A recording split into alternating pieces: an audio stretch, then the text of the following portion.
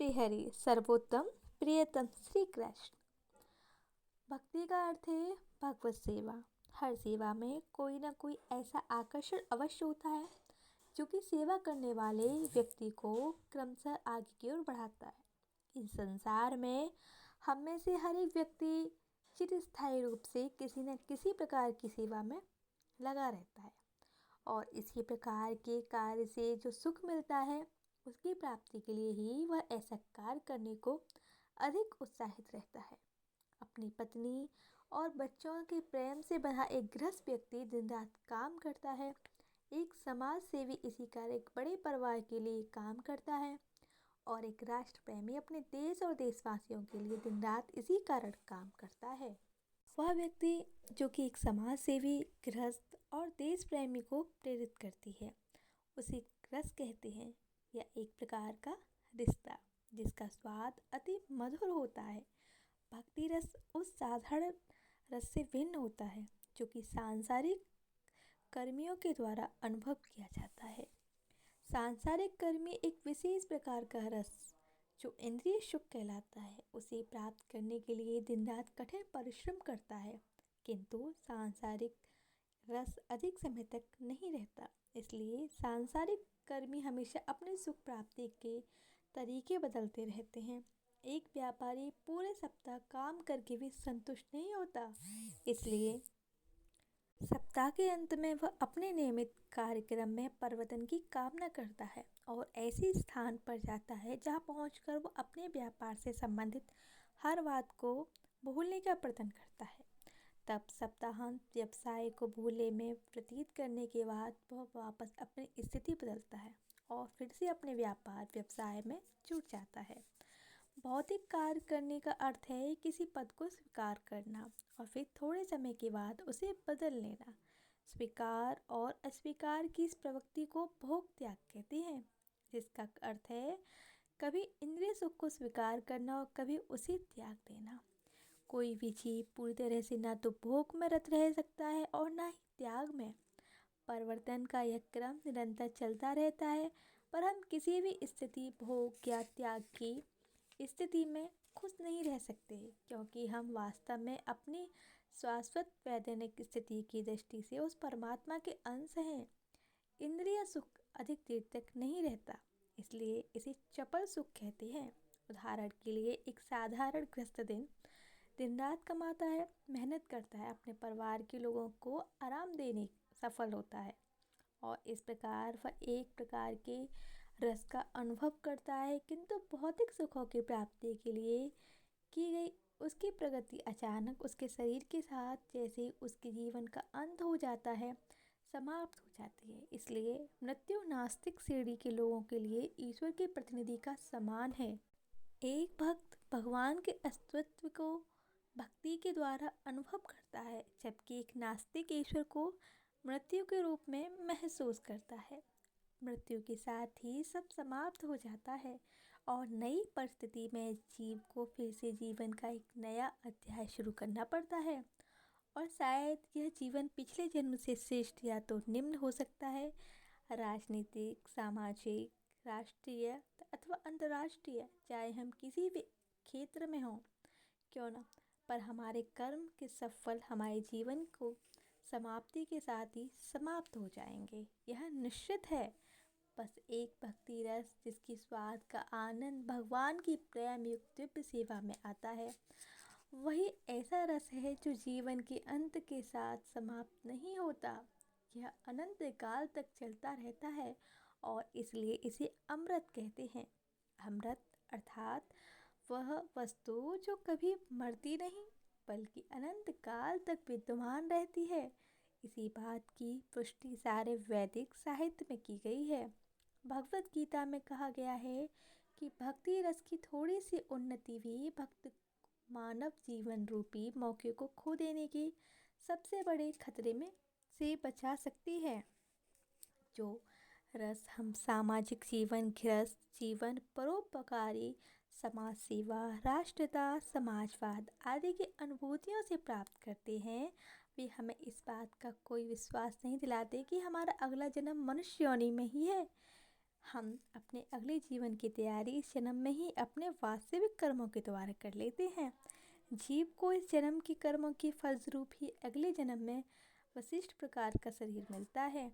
जीव की मूल प्रवृत्ति यह होती है कि वह किसी को प्रेम करना चाहता है।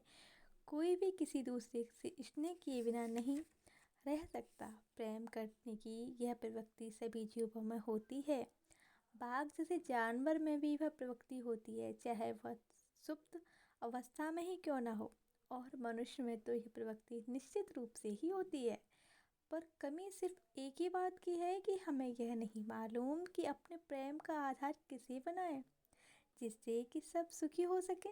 वर्तमान काल में मानव समाज में हमें यही सिखाता है कि अपने देश को प्यार करो या परिवार को प्यार करो या अपने आप को प्यार करो, लेकिन वह इस बात की कोई जानकारी नहीं देता कि हमें अपने प्रेम का आधार किसे बनाए, जिससे हर व्यक्ति सुखी हो सके।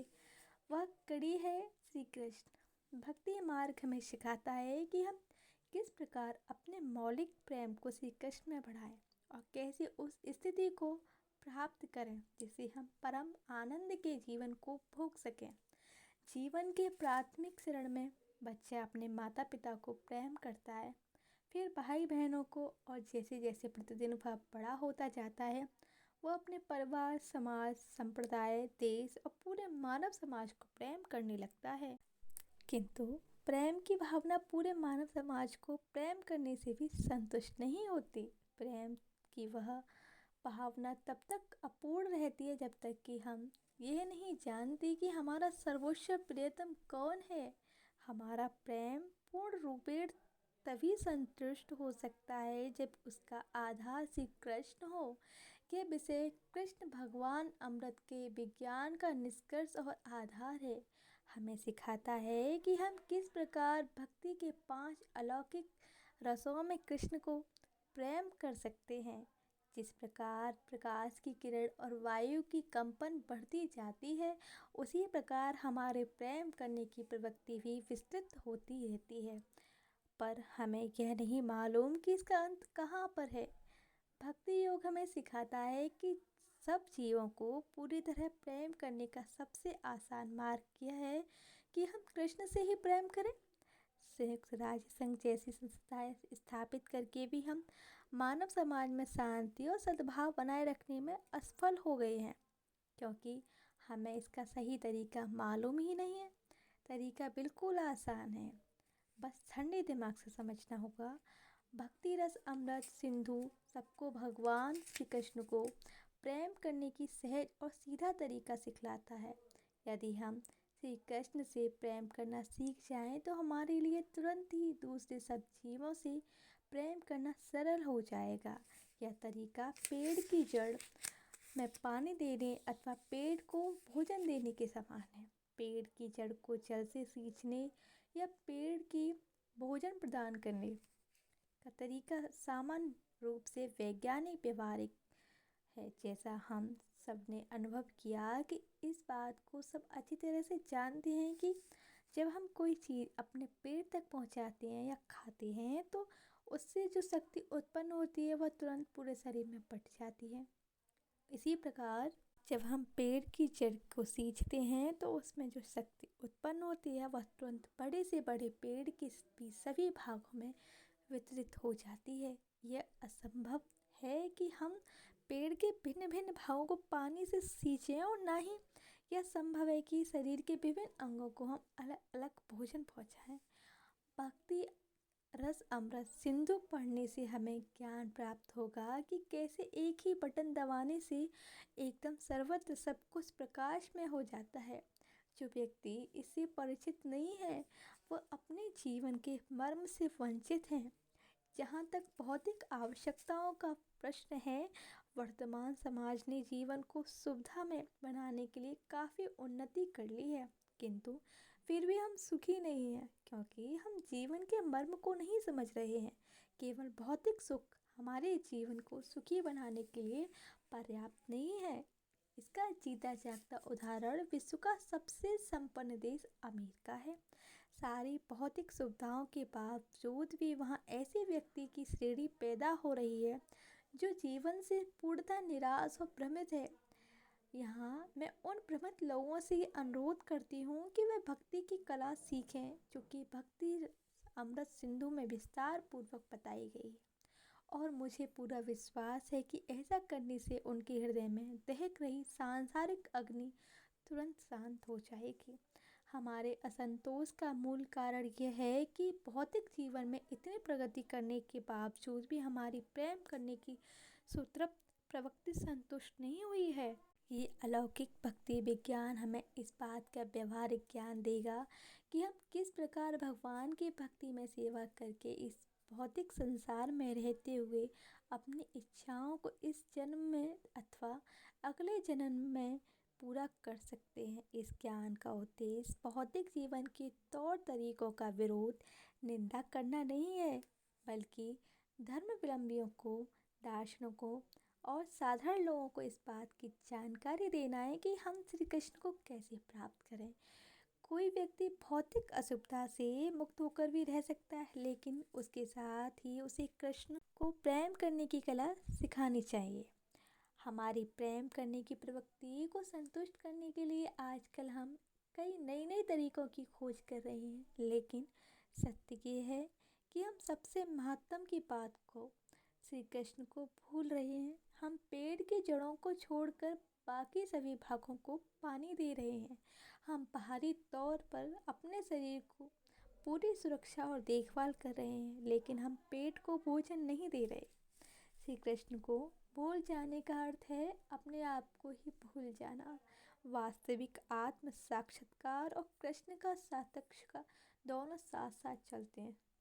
उदाहरण के लिए प्रातःकाल अपने को देखने का अर्थ है सूर्योदय को भी देखना, क्योंकि सूर्य के प्रकाश के बिना कोई स्वयं को नहीं देख सकता। इसी प्रकार यदि हमने श्री कृष्ण को ही नहीं जाना तो अपने आप को जानने का तो प्रश्न ही नहीं उठता। भगवान श्री कृष्ण चैतन्य महाप्रभु ने, जो कि स्वयं श्री कृष्ण थे, आज से 504 साल पूर्व बंगाल में अवतार लिया। उस युग में भगवान का शुद्ध प्रेम प्राप्त करने का तरीका बताया। उन्होंने कहा कि दिव्य महामंत्र हरे कृष्ण कृष्ण कृष्ण हरे हरे, हरे राम राम राम हरे हरे कि निरंतर जप और श्रवण मात्र से मनुष्य अपने जीवन के इच्छित उद्देश्य को प्राप्त कर सकता है।